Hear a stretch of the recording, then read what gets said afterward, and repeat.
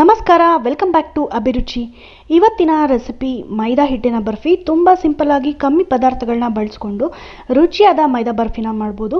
ರೆಸಿಪಿನ ಸ್ಟಾರ್ಟ್ ಮಾಡೋಣ. ಅದಕ್ಕಿಂತ ಮುಂಚೆ ವರ್ಷಿಣಿ ಗೌಡ ಅವರೇ, ನಿಮಗೆ ಹುಟ್ಟುಹಬ್ಬದ ಶುಭಾಶಯಗಳು. ನಿನ್ನೆ ಅವರ ಬರ್ತ್ಡೇ ಇತ್ತು. Sorry for the belated wishes. Happy birthday to you. God bless you Varshini ಅವರೇ. ಈ ಮೈದಾ ಬರ್ಫಿಗೆ ನಾನು ಕೇವಲ 3 ಪದಾರ್ಥಗಳನ್ನ ಬಳಸ್ಕೊಂಡು ಮಾಡ್ತಿದ್ದೀನಿ. ಇನ್ನು ಉಳಿದಿರೋಂಥ ಎಲ್ಲ ಪದಾರ್ಥಗಳೂ ಆಪ್ಷನಲ್. ನಿಮ್ಗೆ ಇಷ್ಟ ಇದ್ದರೆ ಹಾಕ್ಬಹುದು ಅಥವಾ ಸ್ಕಿಪ್ ಕೂಡ ಮಾಡಬಹುದು. ತುಂಬ ಸಿಂಪಲ್ಲಾಗಿ ಬೇಗನೆ ಕಮ್ಮಿ ಪದಾರ್ಥಗಳನ್ನ ಬಳಸ್ಕೊಂಡು ಈ ಮೈದಾ ಬರ್ಫಿನ ಸಾಫ್ಟಾಗಿ ರುಚಿಯಾಗಿ ಹೇಗೆ ಮಾಡೋದು ಅಂತ ತಿಳಿಸ್ಕೊಡ್ತೀನಿ.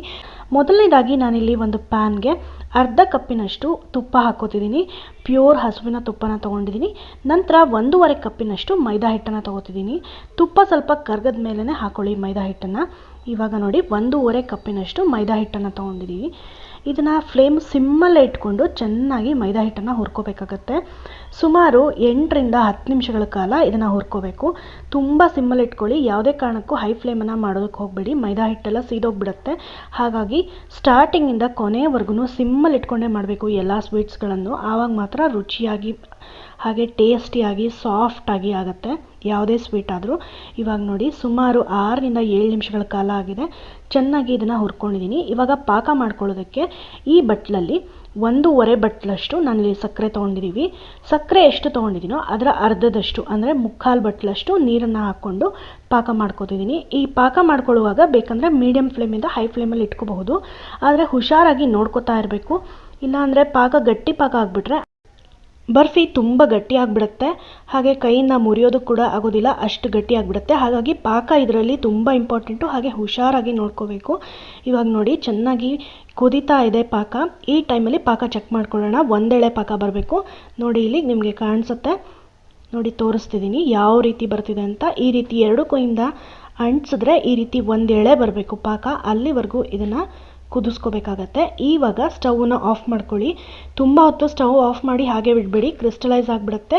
ಇಮ್ಮಿಡಿಯೇಟಾಗಿ ನಾವು ಇದಕ್ಕೆ ಹುರಿದಿಟ್ಕೊಂಡಿರೋಂಥ ಮೈದಾ ಹಿಟ್ಟನ್ನು ಹಾಕ್ಕೋಬೇಕು. ನಿಮ್ಗೇನಾದರೂ ಪಾಕ ಕ್ರಿಸ್ಟಲೈಸ್ ಆಗುತ್ತೆ ಅನ್ನೋ ಅನುಮಾನ ಇದ್ದರೆ ಒಂದು ಸ್ವಲ್ಪ ನಿಂಬೆಹಣ್ಣಿನ ರಸ ಕೂಡ ಹಾಕ್ಕೋಬಹುದು. ಇವಾಗ ಮೈದಾ ಹಿಟ್ಟನ್ನು ಹಾಕೊಂಡ್ಮೇಲೆ ಚೆನ್ನಾಗಿ ಇದನ್ನು ಗಂಟುಗಳನ್ನೆಲ್ಲ ಒಡ್ಕೋಬೇಕಾಗತ್ತೆ. ಸ್ಟವನ್ನು ಇವಾಗ ಆನ್ ಮಾಡ್ಕೊಳ್ಳಿ. ಒಂದು ವಿಸ್ಕರು ಅಥವಾ ಯಾವುದೇ ರೀತಿಯಾದಂಥ ಈ ಸ್ಪ್ಯಾಚುಲಾಯಿಂದ ಈ ರೀತಿ ಮಾಡ್ಕೋಬೇಕು. ಗಂಟುಗಳನ್ನೆಲ್ಲ ಒಡ್ಕೋಬೇಕು. ಇವಾಗ ಕೂಡ ಅಷ್ಟೇ ಫ್ಲೇಮನ್ನು ಸಿಮ್ಮಲ್ಲಿ ಇಟ್ಕೊಳ್ಳಿ. ಇವಾಗ ನೋಡಿ ಗಂಟುಗಳು ಎಷ್ಟು ಚೆನ್ನಾಗಿ ಒಡೆದಿದೆ ಅಂತ. ಈ ವಿಸ್ಕರಲ್ಲಿ ಮಾಡಿದ್ರೆ ಬೇಗ ಗಂಟುಗಳು ಒಡೆಯುತ್ತೆ. ಹಾಗಾಗಿ ನಾನು ಇದನ್ನು ಬಳಸ್ತಿದ್ದೀನಿ. ನಾವು ಯಾವುದೇ ಸ್ವೀಟ್ ಮಾಡುವಾಗೂ ಗಂಟಿರುತ್ತಲ್ವ, ಗಂಟೆಲ್ಲ ಒಡ್ಕೋಬೇಕು ಅಂದರೆ ಈ ರೀತಿ ವಿಸ್ಕರ್ ಸಹಾಯದಿಂದ ಈ ರೀತಿಯಾಗಿ ಕಲಿಸ್ಕೊತಾ ಇದ್ದರೆ ಗಂಟುಗಳು ಈಸಿಯಾಗಿ ಒಡ್ಕೊಂಡ್ಬಿಡುತ್ತೆ. ಅಥವಾ ನಾವೇನಾದರೂ ಸಿಲಿಕಾನ್ ಸ್ಪ್ಯಾಚುಲ ಇದ್ದರೆ ಅದರಿಂದ ಕೂಡ ನಾವು ಈ ರೀತಿ ಕಲಿಸ್ಕೋಬಹುದು. ನೋಡಿ ಇದೇ ರೀತಿ ಮಾಡ್ತಾ ಇರಬೇಕು. ಚೆನ್ನಾಗಿ ಇದು ಥಿಕ್ಕಾಗ್ತಾ ಹೋಗುತ್ತೆ. ಸುಮಾರು ಇದು ಕೂಡ ಅಷ್ಟೇ 8ರಿಂದ 10 ನಿಮಿಷಗಳ ಕಾಲ ಟೈಮ್ ಹಿಡಿಯುತ್ತೆ. ನಾನಿಲ್ಲಿ ಜಾಸ್ತಿ ಪ್ರಮಾಣದಲ್ಲಿ ಮಾಡಿರೋದ್ರಿಂದ ಸ್ವಲ್ಪ ಟೈಮ್ ಜಾಸ್ತಿ ತೊಗೊಂಡಿದ್ದೀನಿ. ನೀವು ಸ್ವಲ್ಪನೇ ಮಾಡ್ಕೊಳ್ಳೋದಾದರೆ ಕೇವಲ 1 ಬಟ್ಲು ಮೈದಾ ಹಿಟ್ಟಿನ ಅಳತೆಯಲ್ಲಿ ಮಾಡ್ಕೊಳ್ಳೋದಾದರೆ ತುಂಬ ಬೇಗನೆ ಆಗೋಗ್ಬಿಡುತ್ತೆ. ನೋಡಿ ಇವಾಗ ಚೆನ್ನಾಗಿ ಈ ರೀತಿಯೇ ಮಿಕ್ಸ್ ಮಾಡ್ತಾ ಇರಬೇಕು.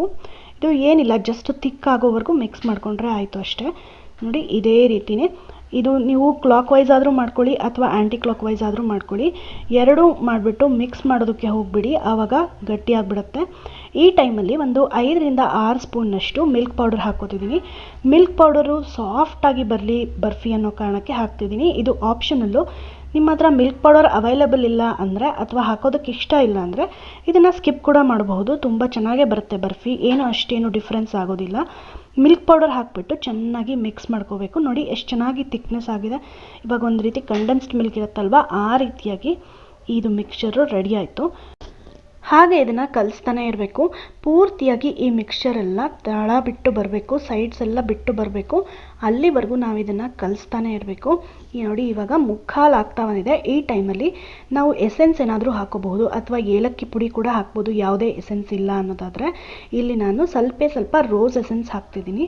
ನಿಮಗೆ ರೋಸ್ ಎಸೆನ್ಸ್ ಇಲ್ಲ ಅಂದರೆ ವೆನಿಲಾ ಹಾಕೋಬೋದು ಅಥವಾ ಪೈನಾಪಲ್ ಎಸೆನ್ಸ್ ಹಾಕೋಬಹುದು. ಯಾವ ಎಸೆನ್ಸ್ ಬೇಕಿದ್ರೂ ಹಾಕೋಬೋದು, ಒಳ್ಳೆ ರುಚಿ ಕೊಡುತ್ತೆ. ಇದು ಕೂಡ ಆಪ್ಷನಲ್ಲು.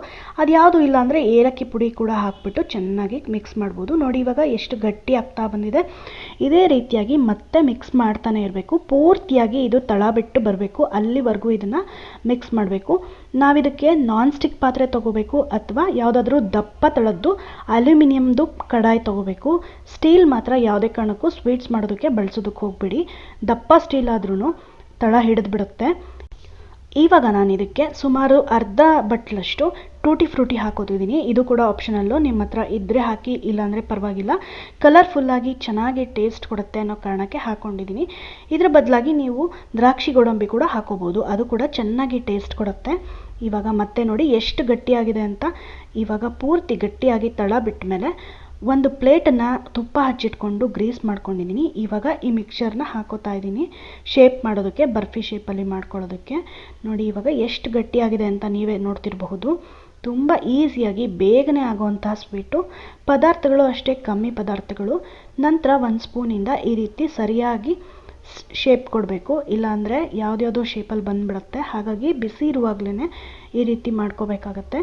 ನೋಡಿ ಇವಾಗ ಒಂದು ಸ್ಪೂನಿಂದ ನಾನು ಚೆನ್ನಾಗಿ ಮಾಡ್ತಿದ್ದೀನಿ. ಆನಂತರ ನಾನು ಒಂದು ಬಟ್ಲಿಗೆ ಹಿಂದ್ಗಡೆ ತುಪ್ಪ ಹಚ್ಚಿಟ್ಕೊಂಡ್ಬಿಟ್ಟು ಇದನ್ನೆಲ್ಲ ಸಮವಾಗಿ ಇದನ್ನು ರೆಡಿ ಮಾಡ್ಕೋತೀನಿ. ನೋಡಿ ತೋರಿಸ್ತೀನಿ ಯಾವ ರೀತಿ ಅಂತ. ಒಂದು ಬಟ್ಲಿಗೆ ಹಿಂದ್ಗಡೆ ತುಪ್ಪ ಹಚ್ಚಿಟ್ಕೊಂಡ್ಬಿಟ್ಟು ಈ ರೀತಿ ಕರೆಕ್ಟಾಗಿ ಶೇಪ್ ಕೊಟ್ಕೋಬೇಕು. ತುಂಬ ಬಿಸಿ ಇರುತ್ತೆ, ಹಾಗಾಗಿ ಹುಷಾರಾಗಿ ಮಾಡಿ ಈ ಪ್ರೋಸೆಸನ್ನು. ಇದು ಬಿಸಿ ಇದ್ದಾಗಲೇ ಮಾಡಿದ್ರೆ ನೀಟಾಗಿ ಕೂತ್ಕೊಳ್ಳುತ್ತೆ, ಇಲ್ಲಾಂದರೆ ಶೇಪ್ ಕರೆಕ್ಟಾಗಿ ಬರೋದಿಲ್ಲ. ನೋಡಿ ಈ ರೀತಿ ಸಮ ಮಾಡ್ಕೋಬೇಕು, ಮೇಲ್ಗಡೆ ಎಲ್ಲ ಫ್ಲ್ಯಾಟಾಗಿ ಮಾಡಿಕೊಂಡ್ರೆ ಚೆನ್ನಾಗಾಗತ್ತೆ. ಹಾಗೆ ಒಂದು 10 ನಿಮಿಷ ಬಿಟ್ಟಿದ್ದೀನಿ. ನಂತರ ಇನ್ನೂ ಸ್ವಲ್ಪ ಬಿಸಿನೇ ಇರುತ್ತೆ, ಆ ಟೈಮಲ್ಲಿ ಇದನ್ನು ಕಟ್ ಮಾಡ್ಕೋಬೇಕಾಗತ್ತೆ. ನಿಮಗೆ ಯಾವ ಶೇಪ್ ಬೇಕೋ ಆ ಶೇಪಲ್ಲಿ ನೀವು ಇದನ್ನು ಕಟ್ ಮಾಡ್ಕೋಬೋದು. ಡೈಮಂಡ್ ಶೇಪಲ್ಲಿ ಕೂಡ ಕಟ್ ಮಾಡ್ಬೋದು, ಅಥವಾ ಸ್ಕ್ವೇರ್ ಶೇಪಲ್ಲಿ, ಅಥವಾ ಯಾವುದಾದ್ರೂ ಕುಕ್ಕೀಸ್ ಕಟ್ಟರ್ ಇದ್ದರೆ ಆ ಶೇಪಲ್ಲಿ ಕೂಡ ನೀವು ಇದನ್ನು ಕಟ್ ಮಾಡ್ಕೋಬಹುದು. ನಾನಿಲ್ಲಿ ಸ್ಕ್ವೇರ್ ಶೇಪಲ್ಲಿ ಕಟ್ ಮಾಡಿ ರೆಡಿ ಮಾಡಿ ಇಟ್ಕೊಂಡಿದ್ದೀನಿ. ನೋಡಿ ಇವಾಗ ಎಷ್ಟು ಬೇಗನೆ ಬಂದುಬಿಡ್ತು ಅಂತ. ಪೀಸಸ್ಸು ತುಂಬ ಚೆನ್ನಾಗಿ ಬರುತ್ತೆ, ಮೇಲೆ ಏಳೋದಿಲ್ಲ ಏನಪ್ಪ ಅಂತ ಭಯ ಪಡೋವಂಥ ಅವಶ್ಯಕತೆಯೇ ಇಲ್ಲ.